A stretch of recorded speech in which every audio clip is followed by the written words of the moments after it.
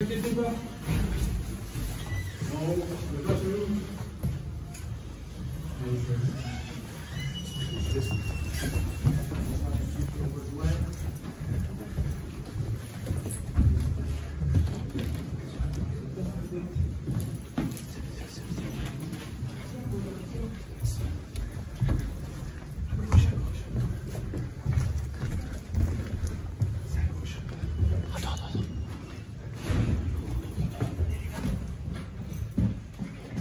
Bonjour monsieur. Bonjour. On est là. On est là. Même si Macron ne veut pas, on est là. Pour l'honneur des travailleurs. Bonjour. Force et honneur les amis. On venait vous rendre visite. Chers amis de Terra Nova. À quel titre? Au titre que ce matin vous aviez une petite audition de la part des candidats. Le problème, c'est que c'est pas nous et ça se passe pas ici. Terra Nova et Fondapol. Si, on s'était inscrit, donc on a eu l'information. On a eu l'information. C'est Cherry Peck qui Ils sont pas devait exactement auditionner. Mais nous, on n'a rien à voir, on est hébergés ici ce matin pour une réunion. Ouais. Mais... Vous êtes Terra Nova? Vous êtes Non. Terra Donc en fait, vous empruntez les locaux de Terra Nova. Exactement. D'accord.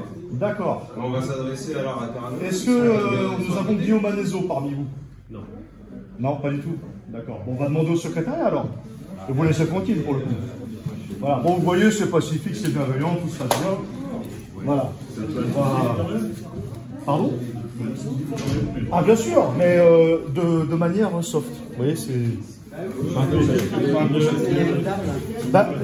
Terra Nova est financé avec des subventions publiques. Notre ennemi premier est l'ensemble des organisations financières et spéculatives, ainsi que leurs ramifications dans les médias, les ONG, les think tanks, les groupes de pression et les lobbies d'influence. Parce qu'on estime que voilà, les think tanks sont les relais de l'oligarchie financière et bancaire. Et donc, comme a précisé notre ami Gilet Jaune, du coup, il y a des relais de la banque dans ces think tanks, mais il n'y a pas de relais du simple citoyen qui demande d'avoir des services publics dignes de ce nom, d'avoir simplement la dignité pour les anciens et un avenir serein pour nos enfants. Ça, ces revendications, on ne les a pas. Il n'y a aucun lobby d'influence qui parle de ces questions pour le simple citoyen lambda. C'est la raison pour laquelle vous vous organisez, ce que je comprends très bien. Voilà. Malheureusement, le dialogue entre vous et Terra Nova ne peut pas avoir lieu ce matin puisque Terra Nova n'est pas là. Je suis absolument désolé. Mais ouais. On comprend effectivement la générosité des propriétaires des lieux. Parce que quand ça s'appelle M. Guillaume Manezo, anciennement de la Banque Rothschild, On va voir s'il y a peut-être c'était moyen, peut-être s'il y a moyen de faire des AG gilets jaunes. Ah, très bonne idée. Une assemblée générale gilet jaune ici même à Terra Nova. Ça serait beau. Thierry Peck, si tu nous entends, de là où tu es. Voilà. Et du coup, on pourrait peut-être auditionner aussi les candidats au municipal. Oui. Ah bah tiens, on va auditionner Cédric Villani. Allez, auditionnez Cédric Villani et Anne Hidalgo et posons-lui la question sur les En centres binôme, brésiliens. tous les deux. Voilà. À 8h30, l'autre à 9h30. Par contre, Est-ce on que paye si pas le c'est pour café. discuter On entre n'a pas les vous, est-ce que moyens. vous pouvez le faire, s'il vous plaît, à l'extérieur, de façon à ce que nous puissions travailler? C'est vrai, Ouais, c'est vrai. Mais vous n'avez pas un contact pour Terra Nova? Comme ça, on les appelle. On leur dit, voilà, on est devant chez On avait vous. rendez-vous quand même avec eux. On avait rendez-vous. était passé il y a 2 Ou semaines. un petit SMS quand ils arrivent, comme ça on arrive aussi. Eh ben, on leur dira que vous êtes passé. Mais non, mais vous n'avez pas un contact? Un Non, contact? mais j'aime ton idée. Tiens, Allez il y a les peut-être amis. une carte, et on est dans leur bureau, ils ont peut-être. Non mais une regardez, carte. prochaine fois, une carte. Assemblée Générale Gilets Jaunes ici à Terra Nova, parce qu'apparemment c'est, tu vois, on discute avec le peuple, les idées progressistes, etc. Ouais. En binôme, Cédric Villani et Anne Hidalgo. Ouais. Après, on voit qu'est-ce qu'on fait d'eux, tu sais, pour la suite des municipales. Bonne idée.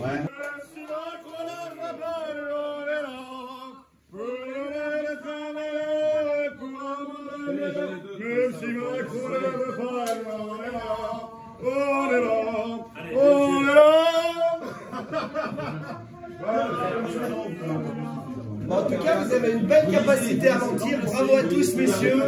Vous rendez hommage à tous les autres. Belle capacité à mentir. Bravo, monsieur. Bravo, bravo. Je sais pas, vous avez appris ça, mais c'est bien Bon, fait. voilà. Bon, allez, vous y allez maintenant? Ouais, merci. Merci beaucoup. Et à très bientôt. Au revoir. Ils nous ont menti pendant 20 minutes. On a été politique Fondapol. On poursuit donc notre petite visite balade oligarchique des think tanks. Donc ce matin, il y avait donc deux think tanks, Fondapol et Terra Nova, qui recevaient donc les candidats à l'élection municipale de la mairie de Paris. Alors Benjamin Griveaux a annulé parce qu'il y a des petits soucis, mais il y avait la candidate de la France Insoumise, Daniel quelque chose. Daniel Simonet. Voilà. Et du coup, bah là, on était parti rendre visite ce matin à Terra Nova et on va aller à Fondapol. C'est parti. Allez, on y va.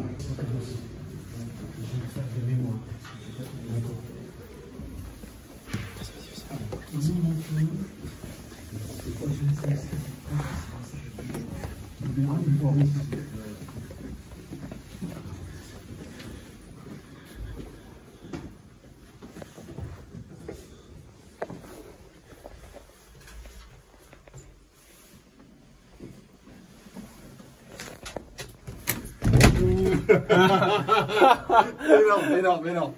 Donc le gars, il a eu peur. Ils se sont barricadés. Coucou. Devant Fondapol, un think tank oligarchique. Les grandes orientations économiques. Pro-européen. Donc voilà, qui a participé. Mort à l'Union européenne. À l'audition des valets serviles, voilà. Donc les maîtres reçoivent les valets serviles qui sont censés être des élus du peuple français, mais qui sont en fait simplement les valets serviles de la banque et de la finance internationale. On auditionne des dont exécutants. les représentants sont, voilà, ce think tank, donc Fondapol. Avec la présence de 3 anciens de la banque Rothschild. 3 anciens de la banque Rothschild, donc c'est c'est pas pas, mal. c'est pas rien. C'est Ça pas rien. on voit tout de suite les On a des rouages anciens de la du banque système Rothschild bancaire. un peu partout. Hein. Et du coup, bah voilà, think tank européiste, on peut le dire. Donc voilà. Progressiste, libéral, progressiste, proche libéral. de Thierry Breton, de Oh, Thierry Lagarde. Breton. Oh, Christine Lagarde. De la BCE.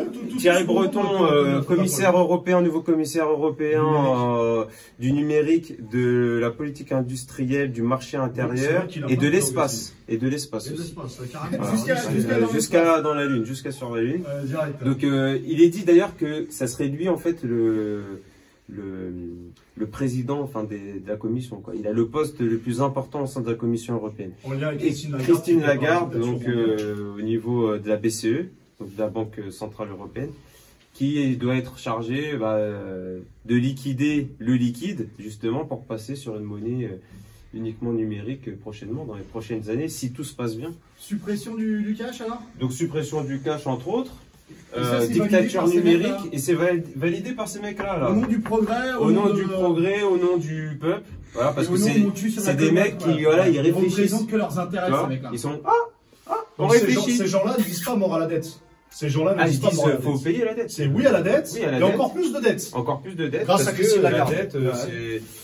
la dette, ça permet de financer, on sait pas trop quoi, mais bon. Les banques surtout. En fait, ça permet surtout de tordre le bras aux États et de pouvoir leur imposer des politiques ultralibérales, néolibérales, de pouvoir leur imposer justement une réforme des retraites, prochainement la réforme de la sécurité sociale et la réforme de l'assurance chômage aussi, et de pouvoir liquider les services publics pour pouvoir faire un grand marché commun, pour les multinationales, pour les banques, etc. Citoyens gilets jaunes, nous avons décidé de ne plus nous laisser déposséder par ce système de valeurs, de pouvoir et de manipulation ultralibérale. Nous voulons vivre dignement de notre travail. Nous voulons justice et reconnaissance pour nos anciens. Nous voulons un avenir serein pour nos enfants.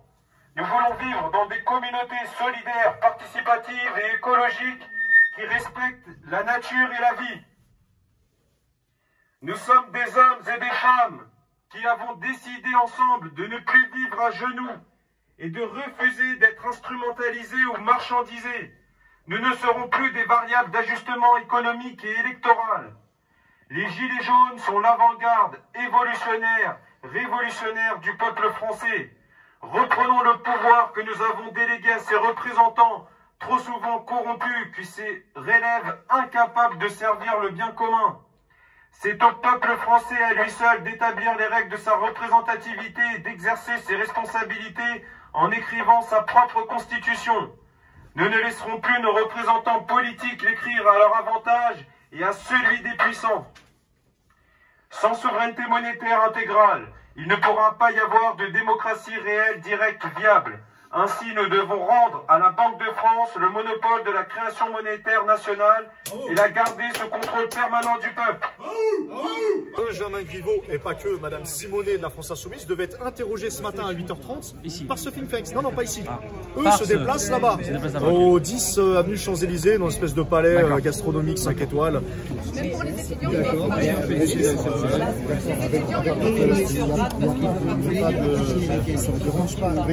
pour les étudiants, si on peut discuter avec un responsable.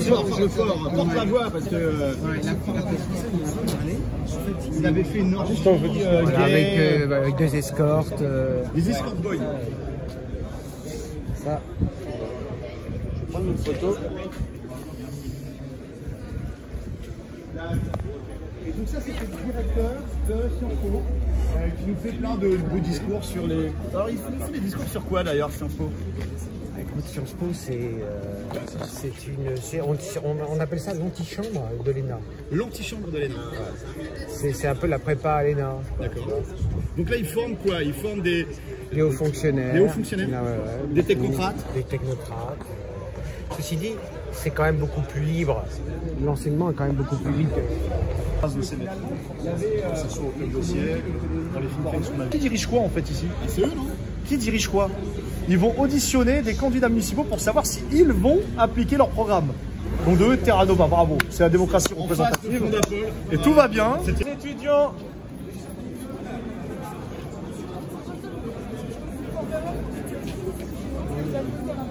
Voilà. Là, on est très dangereux, on est très dangereux. Demandez la gazette des Gilets jaunes, attention aux dangers jaunes. Attention, ne prenez surtout pas ce tract, ça pourrait corrompre vos esprits. Ne prenez surtout pas ce tract qui pourrait corrompre vos esprits, messieurs, dames. Attention aux gilets jaunes, si vous voyez un gilet jaune, courez dans la direction opposée. Attention, les gilets jaunes sont très dangereux, surtout ne prenez pas de tract. Surtout ne prenez pas de tract de gilets jaunes, mes amis. Vous pourriez penser autrement. C'est de dépendre de la banque et de la finance. Nous sommes sortis de nos petits ronds-points et de nos bras zéro et des merguez pour élever le niveau et parler fond du problème. Et le fond du problème, c'est ce que nous indiquons ici. C'est le fascisme bancaire. Vous, étudiants à Sciences Po, vous verrez dans votre cursus, ça va apparaîtra nulle part. Au contraire, on va vous louer les bienfaits de la dette.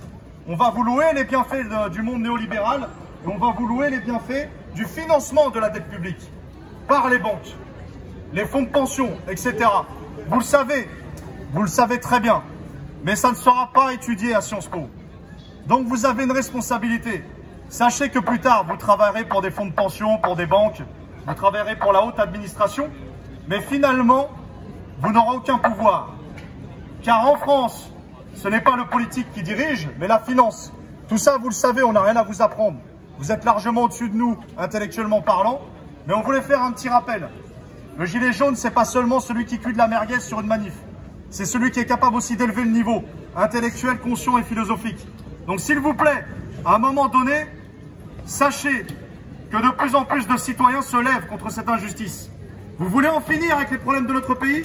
Commençons par annuler la dette publique. Commençons par comprendre une chose.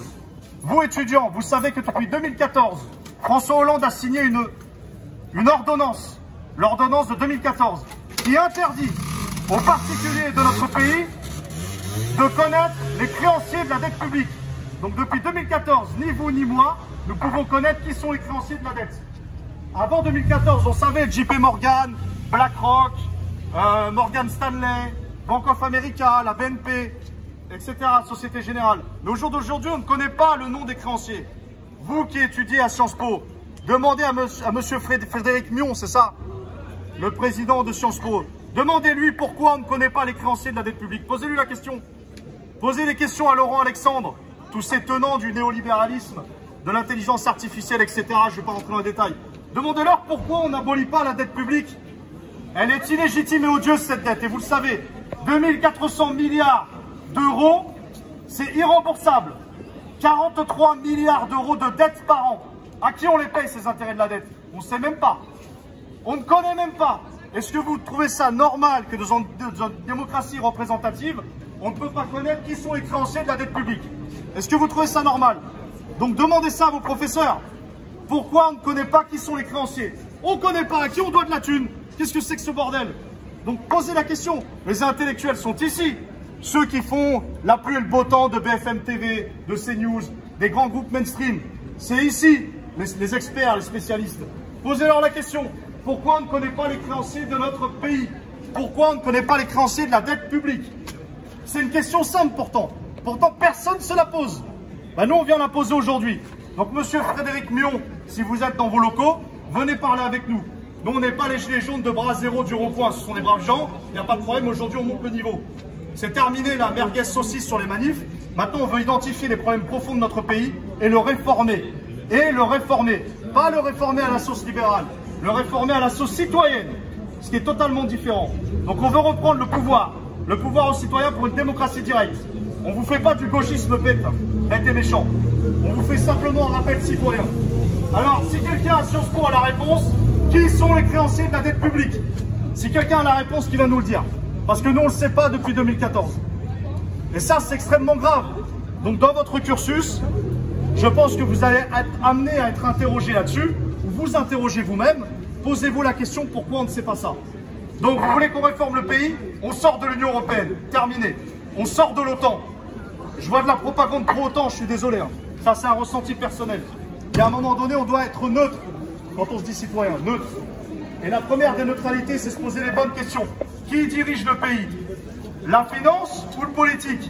C'est l'Assemblée nationale ou c'est le JP Morgan qui dirige le pays? Moi, je pose la question. Est-ce que c'est du complotisme, ça? Ce sont des faits. Des faits, tout simplement. Vous allez sur Google, vous tapez ordonnance de 2014 François Hollande. Depuis 2014, on ne peut pas connaître les créanciers de notre pays. Monsieur Frédéric Mion, si vous avez la réponse, on souhaiterait l'entendre de votre bouche, s'il vous plaît. Ou tous les experts qui vont sur BFM TV et qui passent par Sciences Po. On aimerait connaître, on n'a pas de réponse. Jusqu'au jour d'aujourd'hui, on n'en a aucune. Donc si on doit réformer le pays, on nous demande à nous de faire des efforts, de se serrer la ceinture pour payer cette dette. Au jour d'aujourd'hui, on ne veut plus la payer. On ne la paiera plus. Chers étudiants, est-ce que vous voulez continuer à payer 43 milliards d'intérêts de la dette par an? C'est ce que vous payez, vous et moi. Est-ce que vous voulez payer ça? Nous, on n'a plus envie de les payer, c'est clair. Mais les spécialistes, ceux qui vont occuper les postes de la haute administration, c'est vous, plus tard. Et c'est ceux qui vous enseignent. Donc, on aimerait bien parler avec eux. Je vous remercie.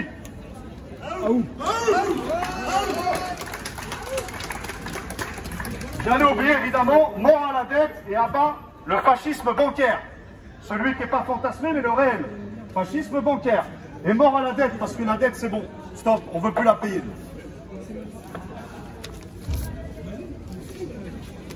Donc voilà les amis, vous savez ce qu'il faut faire maintenant. Il faut aller vers tous les lieux de reproduction des élites, des vallées serviles, ce que nous on appelle les vallées serviles. Il faut rejoindre la résistance. Voilà. Donc, rejoignez les gilets jaunes, les gars. Je ne doute pas qu'il y a des étudiants de bonne volonté hein, qui ont aussi envie de faire œuvre utile, bosser pour le bien commun, mais ils doivent comprendre que ceux qui leur enseignent leur cursus, donc sciences politiques, histoire des sciences politiques, sociologie politique, etc., c'est les mêmes qu'on retrouve sur BFM TV, les fameux experts, hein, vous savez les experts, voilà. Ils viennent de là, hein. Donc les Laurent Alexandre.